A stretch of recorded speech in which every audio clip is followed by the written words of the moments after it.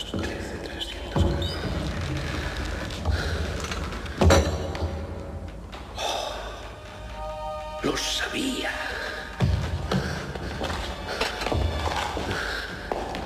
Atso, lo sabía.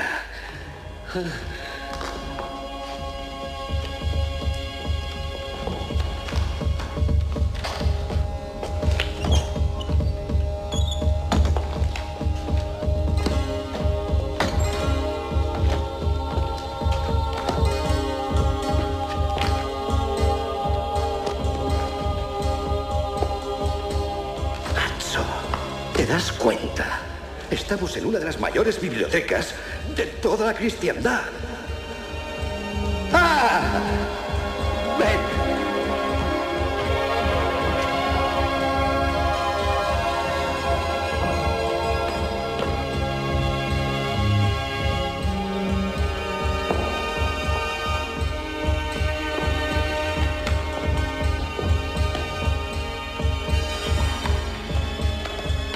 ¿Vamos a encontrar el libro que buscamos? ¿Con tiempo?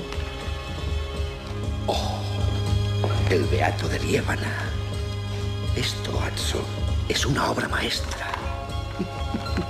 Y esta es la versión comentada por Humberto da Bologna. ¿Cuántas salas más? ¿Cuántos libros más? A nadie debería prohibírsele consultar estos libros con toda libertad.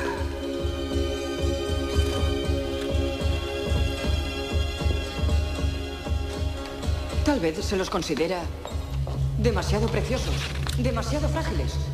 No, no es por eso, Atso. Es porque a menudo contienen un juicio diferente al nuestro.